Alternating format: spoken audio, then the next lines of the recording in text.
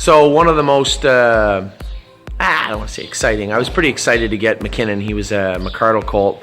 When we went to the first Ohio sale, I really had my eye on him for both days we were there, and he was an RNA buyback. So, to set the scene, the first day of the Ohio sale was really, really strong. You could barely buy a hot dog, let alone a horse. And we were lucky enough to get airway, and the second day was the polar opposite. I don't know what had happened, but the money that was there the first day didn't show up the second day, and the McCardle colt that we had bought, Mckinnon, I thought was probably one of the best looking colts in the sale, if not, I should say, I thought he was one of the best looking colts.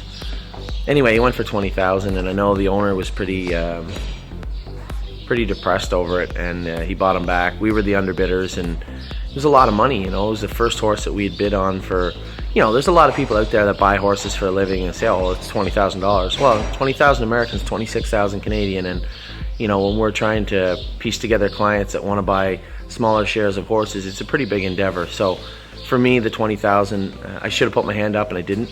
Anyway, after the sale, I had approached the owner, and he ended up selling the horse to us for the 20,000. And man, oh man, he's still a gorgeous colt, and he hasn't hit the pace yet either.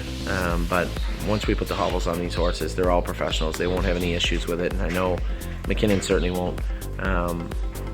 Keep an eye on him. He's a really, really nice colt. He's out of a sister to Admiral's Express, and anybody in Canada, and for the most part with a memory in harness racing, knows who Admiral's Express is.